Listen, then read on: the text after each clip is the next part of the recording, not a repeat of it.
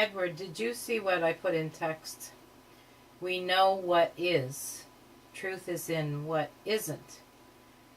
Meaning knowledge always tells us what is, and seems to be where belief lives.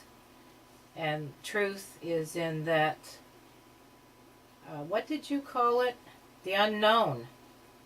I guess that's interchangeable with what isn't. That's what I meant. What isn't is the unknown. And that's where truth is found, in the unknown. Because there's no beliefs attached to it. And I don't know what I got on here to say other than that. Seems to me I was going to say more, but oh well. Well, that was a whole mouthful that you said, and it's true, for sure, yes. And Timothy was intonating or implying the same thing. If there's a God, then God lives in what isn't, in the negation, in anything that is new, anything that has not been here before is in the what isn't. It's in the negation. It's in the unknown, those being the same. ... Truth is in what isn't. Is that an original, or is that something you've read somewhere? That just came out, Fred. If I read it, if it was read somewhere, I don't recall it. It just came out. And when I put it in, I'm making a lot of assumptions here when I say, like, we know what is. It's probably because I listen to Edward's videos so often. Everybody knows everything when they come in here, you know. We don't really, well, we know it, and it's knowledge, and it's all lies. And the truth is when we get away from all the things that we know, when we undress ourselves, sort of thing, undress our mind and undress our yeah.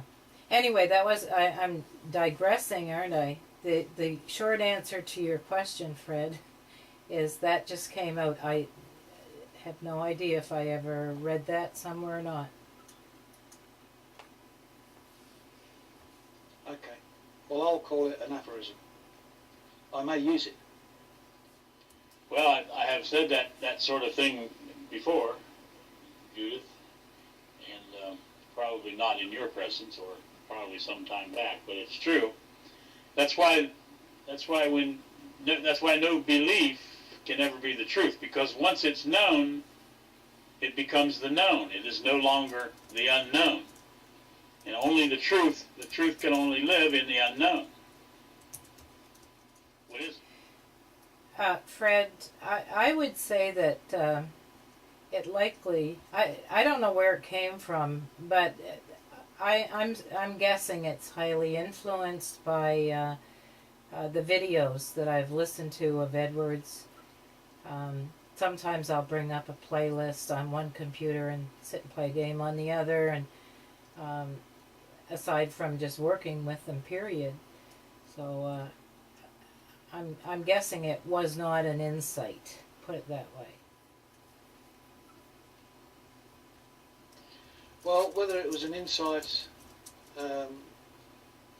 or what you call an insight, or whether it was drawn from memory,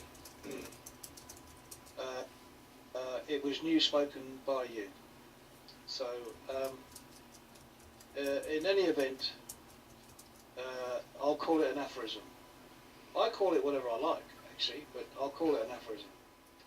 And Judith, it doesn't make any difference from the standpoint of, if you see it for yourself as being truth, then it is you speaking it, and it is your spoken word, if you will. It means to say that you spoke it because you saw it. Doesn't make any.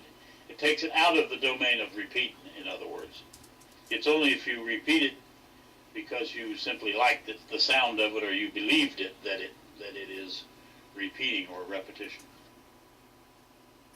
Yes, I see that. If it were repeating, it probably would have been your exact words. And I don't recall you ever saying those words. And that just came with no thought. So where it came from, who knows? Perhaps the unknown.